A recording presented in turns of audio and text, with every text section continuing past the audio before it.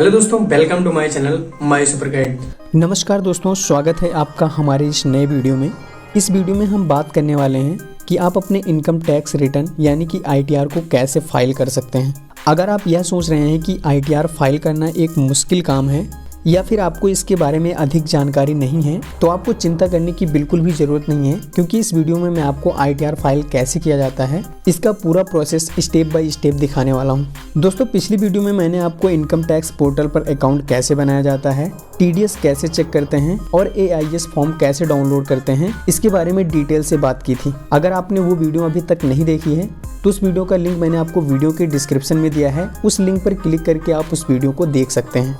दोस्तों, आज की इस वीडियो में हम आपको दिखाएंगे कि आईटीआर यानी कि इनकम टैक्स रिटर्न फाइल कैसे किया जाता है, ताकि आप बिना किसी परेशानी के अपना आईटीआर फाइल खुद से फाइल कर सकें। और दोस्तों, यह वीडियो विशेष रूप से उन लोगों के लिए है जो अपने परिवार के सदस्यों का भी आईटीआर फाइल करना चाहते हैं। आई एम श्योर कि अगर आपने इस वीडियो को एंड तक देख लिया तो कोई भी पर्सन आईटीआर करना बहुत ही आसानी से सीख सकता है। तो चलिए दोस्तों, बिना टाइम वेस्ट किए हुए इस वीडियो को स्टार्ट करते हैं। दोस्तों, इनकम टैक्स रिटर्न फाइल करने के लिए सबसे पहले तो आपको इनकम टैक्स पोर्टल पर लॉगिन कर लेना है। इस तरह से आपके सामने इनकम टैक्स पोर्टल का डैशबोर्ड आ जाएगा। इसमें आप फाइल नाउ पर क्लिक करेंगे या फिर आप ई फाइल में इनकम टैक्स रिटर्न में फाइल इनकम टैक्स रिटर्न पर क्लिक करेंगे। इसमें आप असेसमेंट ईयर चूज करेंगे कि किस ईयर के लिए आप इनकम टैक्स रिटर्न फाइल करना चाहते हैं। उस ईयर को आप सेलेक्ट कर लेंगे। यहाँ पर आपसे पूछा जाएगा कि किस तरह से आप फाइल करना चाहते हैं, ऑफलाइन या फिर ऑनलाइन, वो आप यहाँ पर सेलेक्ट कर लेंगे। इसमें यहाँ पर आप ऑनलाइन सेलेक्ट करेंगे। इसके बाद कंटिन्यू के ऑप्शन पर क्लिक करेंगे। अगर आपने पहले से ही कोई ड्राफ्ट में सेव किया हुआ है तो वो यहाँ पर आपके सामने आ जाएगा, वरना आप यहाँ पर स्टार्ट न्यू फाइलिंग पर क्लिक करेंगे। स्टेटस सेलेक्ट करेंगे तो इसमें आप इंडिविजुअल रखेंगे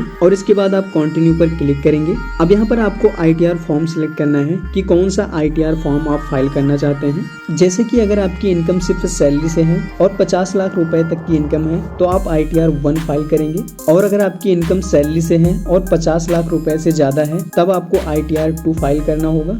और अगर आपकी इनकम बिजनेस और प्रोफेशन से है तो आप आईटीआर 4 सिलेक्ट करेंगे।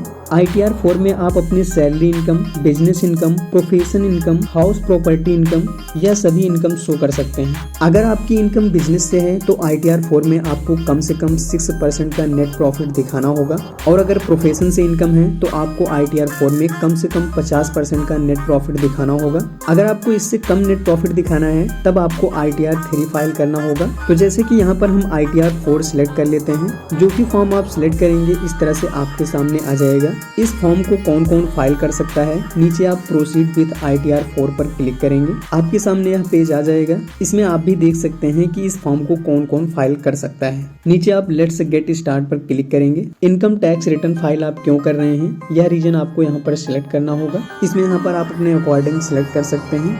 जैसे कि मैंने यहाँ पर पहला ऑप्शन सिलेक्ट कर लिया है, taxable income is more than basic limit, ये आप यहाँ पर सिलेक्ट करेंगे। इसके बाद कंटिन्यू के ऑप्शन पर क्लिक करेंगे। इस तरह से आपके सामने एक पॉपअप आ जाएगा जिसमें बताया गया है कि कुछ डेटा पहले से ही भरा हुआ है, यानी इनकम टैक्स डिपार्टमेंट के पास जो जानकारी पहले से अवेलेबल है वो यहाँ पर पहले से ही प्रीफिल्ड है, उसको आप यहाँ पर चेक कर सकते हैं, और अगर आप चाहें तो उसको चेंज भी कर सकते हैं। तो इसको आप ओके करेंगे। अब आपको एक एक करके इन सभी डिटेल्स को फिल करनी होगी। जैसे कि यहाँ पर सबसे पहले आप अपनी पर्सनल इंफॉर्मेशन फिल करेंगे।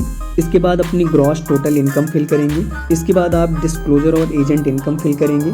अगर आपको कोई डिडक्शन लेना है तो आप डिडक्शन फिल करेंगे। पहले से आपने जो टैक्स पे किया हुआ है, चाहे आपका टीडीएस कटा हो या आपने एडवांस टैक्स पे किया हो, वो यहाँ पर आ जाएगा। ये सभी टैक्स फिल करने के बाद आपकी जो भी टैक्स लायबिलिटी बनेगी वो आपके सामने यहाँ पर आ जाएगी। तो यहाँ सबसे पहले हम अपनी पर्सनल इन्फॉर्मेशन फिल करेंगे, तो इस पर आपको क्लिक करना है।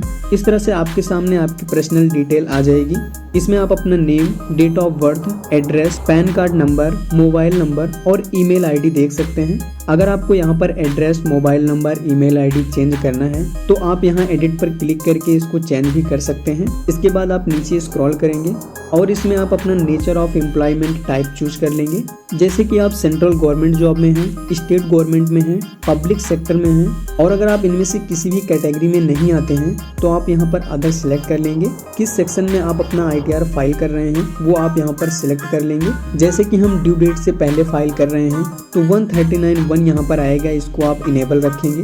अगर आपकी तरफ से कोई रिप्रेजेंटेटिव यहाँ पर आईटीआर फाइल कर रहा है तो इसको आप यस करेंगे, वरना नो करेंगे। इसके बाद में आपके सामने बैंक डिटेल आ जाएगी। अपना जो बैंक अकाउंट आपने यहाँ पर इनकम टैक्स अकाउंट के साथ लिंक किया हुआ है वो आपके सामने यहाँ पर आ जाएगा। अगर आपको यह बैंक अकाउंट देखना है तो आप यहाँ 3 डॉट पर क्लिक करेंगे, उसके बाद व्यू पर क्लिक करेंगे तो इसको आप यहाँ पर देख सकते हैं। और अगर आप चाहें तो एडिट पर क्लिक करके इसको आप एडिट भी कर सकते हैं। अगर आपके पास एक से ज्यादा बैंक अकाउंट है तो आप यहाँ पर ऐड पर क्लिक करके उनको भी ऐड कर सकते हैं। इसके बाद नीचे स्क्रॉल करेंगे और इसको आप कंफर्म कर देंगे। अब जैसे कि आप देख सकते हैं कि पर्सनल इंफॉर्मेशन वाला सेक्शन यहाँ पर कंफर्म हो चुका है। इसके बाद आपको ग्रॉस टोटल इनकम यहाँ पर फिल करनी है तो इस पर आप क्लिक करेंगे। इस तरह से आपके सामने कुछ क्वेश्चन आ जाएंगे तो आप नीचे स्किप पर क्लिक करेंगे, इसको आप एस कर देंगे। अब यहाँ पर आपको अपनी इनकम फिल करनी होगी। इसमें आप एडिट पर क्लिक करेंगे, सैलरी से आपकी जो भी इनकम है आप यहाँ पर एंटर करेंगे। इसके बाद नीचे स्क्रॉल करेंगे। अगर आपको एग्जाम्प्ट लेना है तो आप यहाँ नेचर ऑफ एग्जाम्प्ट पर क्लिक करेंगे तो आप यहाँ पर नेचर ऑफ एग्जाम्प्ट सेलेक्ट कर लेंगे, किस टाइप का आपको एग्जाम्प्ट लेना है। सिलेक्ट करने के बाद इसमें आप अमाउंट डालेंगे, कितने अमाउंट का आपको एग्जाम्प्ट लेना है। नीचे आपके सामने नेट सैलरी आ जाएगी। इसके बाद आप नीचे स्क्रॉल करेंगे और इसको सेव कर देंगे। हमारी सैलरी से कोई इनकम नहीं है तो मैं इसको कैंसिल कर देता हूँ। अगर आपकी सैलरी से कोई इनकम है तभी आप इसमें फिल करेंगे, वरना आप नीचे स्क्रॉल करेंगे। अगर आपकी हाउस प्रॉपर्टी से कोई इनकम है तो उसको आप यहाँ पर ऐड कर लेंगे। इसमें आप ऐड पर क्लिक करेंगे, किस टाइप की हाउस प्रॉपर्टी है वो आप यहाँ पर सिलेक्ट कर लेंगे। जैसे कि अगर आपने रेंट पर दिया हुआ है तो आप लेट आउट यहाँ पर सिलेक्ट कर लेंगे। इसके बाद डिटेल्स फिल करेंगे, जैसे कि आपको पूरे साल में कितना रेंट मिला है वो आप यहाँ पर एंटर करेंगे। कितना टैक्स आपने लोकल अथॉरिटीज को पे किया है वो आप यहाँ पर एंटर करेंगे। अगर आपने इस प्रॉपर्टी को लेने के लिए कोई लोन लिया था तो उस पर आप कितना इंटरेस्ट पे कर रहे हैं वो आप यहाँ पर एंटर कर देंगे। नीचे आपके सामने चार्जेबल इनकम आ जाएगी। इसके बाद ऐड पर क्लिक करेंगे। जैसे कि हमारी हाउस प्रॉपर्टी से कोई इनकम नहीं है तो मैं इसको फिलहाल कैंसिल कर देता हूँ। तो इसमें भी आप डिटेल तभी फिल करेंगे जब आपकी हाउस प्रॉपर्टी से कोई इनकम होगी। इसके बाद है इनकम फ्रॉम बिजनेस और प्रोफेशन। इसमें आपको दोनों ऑप्शन मिल जाएंगे। अगर आपकी इनकम प्रोफेशन से है तो आप प्रोफेशन यहाँ पर सिलेक्ट कर लेंगे। इस तरह से आपके सामने प्रोफेशन की डिटेल फिल करने का ऑप्शन आ जाएगा। इसमें आप अपने बिजनेस का नेम डालेंगे, अपने बिजनेस का कोड सिलेक्ट करेंगे। इसके बाद ऐड पर क्लिक करेंगे। नीचे यहाँ पर आप अपनी टोटल इनकम डालेंगे कि आपकी कितनी इनकम है, बैंकिंग चैनल के थ्रू आपकी कितनी इनकम है और कैश के थ्रू कितनी इनकम है। यह आपको यहाँ पर अलग अलग एंटर करनी होगी। कितना नेट प्रॉफिट आप दिखाना चाहते हैं वह आप यहाँ पर एंटर कर देंगे। जैसे कि मैंने आपको बताया कि प्रोफेशन की केस में आपको कम से कम 50% का नेट प्रॉफिट दिखाना होगा, तो यहाँ पर आप नेट प्रॉफिट ऐड करेंगे। इसके बाद ऐड पर क्लिक करेंगे तो आपकी ये इनकम ऐड हो जाएगी। ऐसे ही अगर आपकी बिजनेस से इनकम है तो आप यहाँ पर बिजनेस सेलेक्ट करेंगे। इसमें आप अपने बिजनेस का नेम एंटर कर देंगे। इसके बाद बिजनेस का कोड यहाँ पर सिलेक्ट करेंगे तो इसमें आपको काफ़ी सारे ऑप्शन मिल जाएंगे। अगर आप चाहें तो यहाँ पर नेम लिख कर भी सर्च कर सकते हैं। इस तरह से आपके सामने बिजनेस का नेम और कोड आ जाएगा, इसको आप सेलेक्ट कर लेंगे। अगर आप चाहें तो कोई डिस्क्रिप्शन भी यहाँ पर ऐड कर सकते हैं। इस तरह से आपका बिजनेस भी ऐड हो जाएगा। अगर आपके एक से ज़्यादा बिजनेस हैं तब आप यहाँ ऐड ऑन अदर पर क्लिक करके अपने सभी बिजनेस को ऐड कर सकते हैं। इसके बाद नीचे स्क्रॉल करेंगे और अब आपको यहाँ पर अपनी इनकम ऐड करनी होगी। तो बैंकिंग चैनल के थ्रू आपकी जितनी भी इनकम हुई है वो आप यहाँ पर एंटर करेंगे, यानी कि जो भी इनकम आपको बैंक में रिसीव हुई है, चाहे वो UPI से हुई हो, चाहे चेक से हुई हो, NEFT या फिर IMPS से हुई हो, वो सब आपको यहाँ पर एंटर करनी होगी। कैश में आपको जितना भी पेमेंट रिसीव हुआ है वो सब आप यहाँ पर एंटर कर देंगे। अपनी ग्रॉस इनकम आपको यहाँ पर एंटर कर देनी है। नीचे यहाँ पर आपको नेट प्रॉफिट एंटर करना होगा। इसमें आपको 2 ऑप्शन दिए गए हैं, 6% और 8%। अगर आपको पेमेंट बैंकिंग चैनल के थ्रू रिसीव हुआ है तब आप मिनिमम 6% का नेट प्रॉफिट यहाँ पर शो कर सकते हैं, और अगर आपकी ज्यादातर इनकम कैश में हुई है तब आपको कम से कम 8% का नेट प्रॉफिट यहाँ पर शो करना होगा। तो जैसे कि हमें पेमेंट मिला है बैंकिंग चैनल के थ्रू, कैश में हमारी कोई सेल नहीं है, तो यहाँ पर 6% वाले कॉलम में हम अपनी इनकम एंटर कर देंगे। जो भी आपकी नेट इनकम है वो आपको यहाँ पर एंटर करनी है। इसी पर आपको इनकम टैक्स पे करना है। तो आपकी जो भी ग्रॉस रिसिप्ट है इसमें खर्चे कट करने के बाद आपका जो नेट प्रॉफिट बचा है वो आप यहाँ पर एंटर करेंगे। इस ग्रॉस रिसिप्ट का आपको कम से कम 6% यहाँ पर एंटर करना होगा, ज़्यादा आप कितना भी कर सकते हैं। तो इस तरह से आपको ये डिटेल से फिल करनी है और उसके बाद ऐड पर क्लिक करेंगे। तो इस तरह से आपके बिजनेस और प्रोफेशन की इनकम यहाँ पर ऐड हो जाएगी।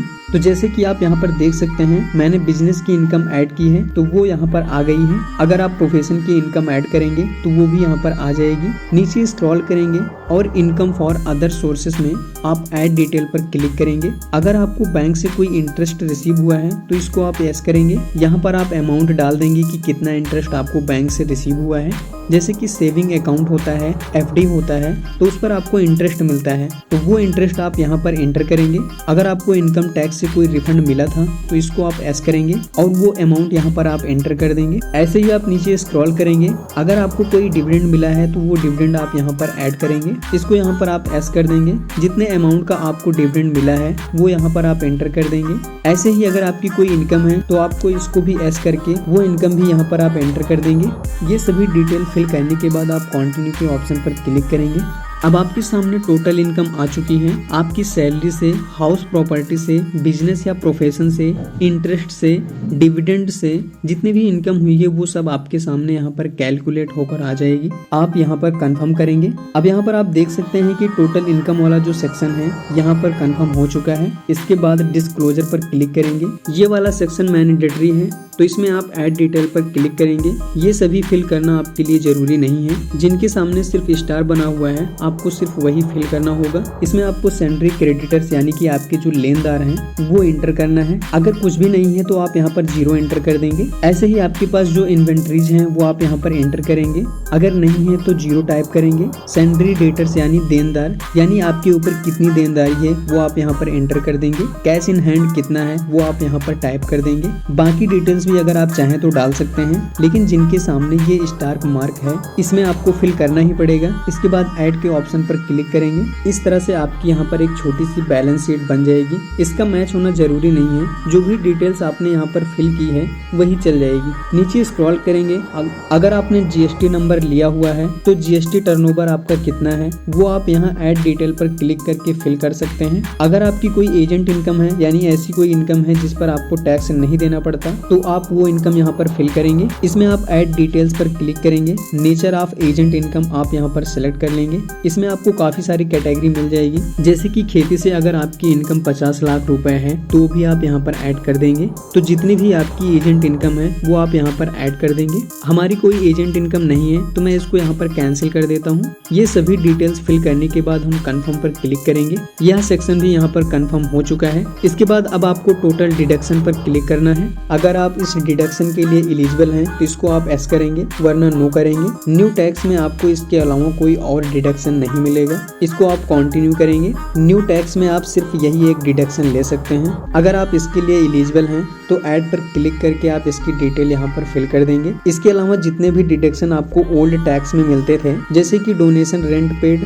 ये आपको न्यू टैक्स में नहीं मिलेंगे। तो आप नीचे कंफर्म पर क्लिक करेंगे। तो अब यहाँ पर आप देख सकते हैं टोटल डिडक्शन सेक्शन भी यहाँ पर कंफर्म हो गया है। इसके बाद है टैक्स पेड। इस पर आप क्लिक करेंगे। इस सेक्शन में आपके द्वारा पे किए गए सभी टैक्सेस यहाँ पर आ जाएंगे। जैसे कि आपकी इनकम पर जो भी टीडीएस कटा हुआ है वो आपके सामने यहाँ पर आ जाएगा। अगर आपने कोई एडवांस टैक्स या सेल्फ असेसमेंट टैक्स पे किया है तो वो यहाँ पर आ जाएगा। अगर आपने कोई टैक्स पे किया है लेकिन वह यहाँ पर शो नहीं हो रहा है तो उसको आप यहाँ पर ऐड भी कर सकते हैं। जैसे कि मान लीजिए आपका टीडीएस कटा हुआ है लेकिन यहाँ पर कम आ रहा है तो आप शो डिटेल्स पर क्लिक करेंगे। इस तरह से आपके सामने डिटेल्स आ जाएगी कि किसने कब कितना आपका टीडीएस कट किया है, तो इस टोटल इनकम पर कितना टीडीएस यहाँ पर कट किया गया है। अगर आपको और ऐड करना है तो आप ऐड ऑन अदर पर क्लिक करेंगे। जिसने आपका टीडीएस कट किया है उसका टैन नंबर आप यहाँ पर एंटर करेंगे। कितना टीडीएस डिडक्ट किया गया है वो आप यहाँ पर एंटर करेंगे। कितना टीडीएस आप क्लेम कर रहे हैं वो आप यहाँ पर एंटर करेंगे। ग्रॉस अमाउंट कितना है जिस पर टीडीएस कट किया गया है वो आप यहाँ पर एंटर करेंगे।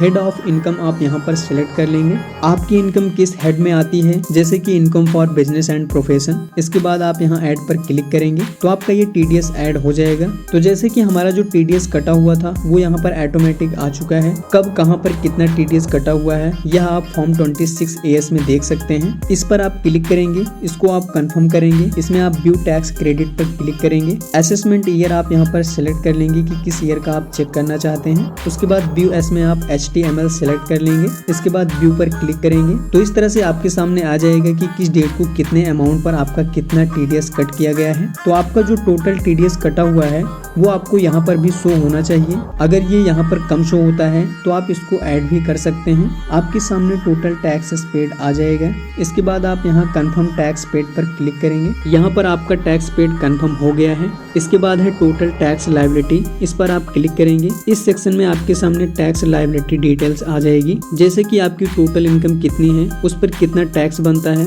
सरकार की तरफ से आपको कितना रिबेट दिया गया है, रिबेट के बाद आपको कितना टैक्स पे करना है। जो आपको टैक्स पे करना है इस पर 4% हेल्थ एंड एजुकेशन सेस लगेगा, वो यहाँ पर आ जाएगा। टोटल टैक्स और सेस आपको कितना पे करना है वो इस तरह से आपके सामने आ जाएगा। नीचे आप स्क्रॉल करते जाएंगे, इसमें आपको कुछ भी ऐड करने की जरूरत नहीं है, जस्ट आप यहाँ कंफर्म करेंगे। टोटल टैक्स लायबिलिटी भी यहाँ पर कंफर्म हो चुका है। तो इन सभी सेक्शन को हमने फिल कर दिया है। ये है आपकी टोटल इनकम, इस पर इतना टैक्स बनता है, इतना आप पे कर चुके हैं। जो बाकी टैक्स बनेगा वो आप प्रोसीड पर क्लिक करके पे करेंगे। तो नीचे प्रोसीड पर क्लिक करेंगे, इस पेज पर आपके सामने आ जाएगा कि कितना आपको पेमेंट करना है। अगर आपका रिफंड बनता है तो आपके सामने यहाँ रिफंड आ जाएगा, कितना रिफंड आपको मिलेगा। अगर आप चाहें तो इसको डाउनलोड करके प्रिंट भी कर सकते हैं। नीचे स्क्रॉल करेंगे, आपके सामने सभी डिटेल्स आ जाएंगी। अगर आपका रिफंड बनता है तो यहाँ पर रिफंड लिखा हुआ आ जाएगा, और अगर आपकी कोई लायबिलिटी बनती है तो आप पे नाउ पर क्लिक करके उसको भी पे करेंगे।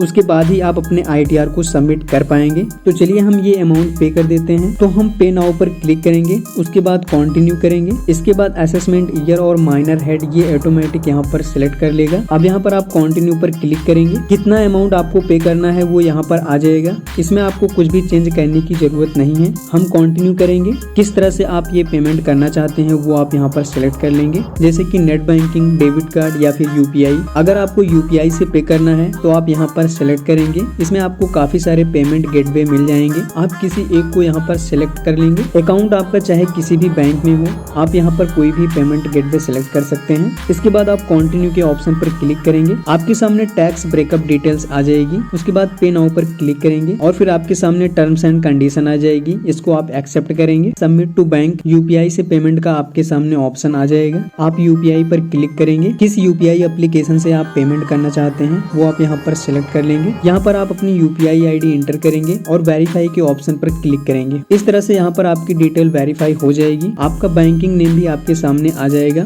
प्रोसीड पर क्लिक करेंगे। इसके बाद आप अपने UPI एप्लीकेशन में जाएंगे, जैसे कि गूगल पे, फोन पे। इस तरह से आपको एक नोटिफिकेशन मिल जाएगा। इसके बाद आप अपना UPI पिन डालकर आप पेमेंट को कंप्लीट कर देंगे। तो आप यहाँ पर देख सकते हैं चालान का पेमेंट सक्सेसफुली हो चुका है। इसके बाद यहाँ पर आप बैक टू रिटर्न फाइलिंग पर क्लिक करेंगे। अब यहाँ पर आप देख सकते हैं इतना टैक्स बना है, इतना हमने पे कर दिया है, कोई और अमाउंट हमें यहाँ पर आप पे नहीं करना है। इसके बाद प्रीव्यू रिटर्न पर क्लिक करेंगे, इसमें आप डिक्लेरेशन देंगे तो इसमें यहाँ पर आप टिक कर देंगे। इसके बाद आप प्रोसीड टू प्रीव्यू इस पर क्लिक करेंगे। इस तरह से आपके सामने आपके इनकम टैक्स रिटर्न का एक प्रीव्यू आ जाएगा। अगर आप चाहें तो इसको डाउनलोड भी कर सकते हैं। नीचे आप प्रोसीड टू वैलिडेशन पर क्लिक करेंगे। अगर आपके ITR में कोई भी प्रॉब्लम होगी तो यहाँ पर लिखा हुआ आ जाएगा, हमारे ITR में कोई भी एरर यहाँ पर नहीं आया है, वैलिडेशन सक्सेसफुली हो गया है। इसके बाद आपको वेरीफाई करना होगा, तो आप प्रोसीड टू वेरीफाई पर क्लिक करेंगे। इसमें आप वेरीफाई नाउ पर क्लिक करेंगे। इसके बाद कंटिन्यू। आधार OTP के थ्रू आप इसको वेरीफाई कर सकते हैं। तो आप यहाँ पर आधार वाला ऑप्शन सिलेक्ट करेंगे।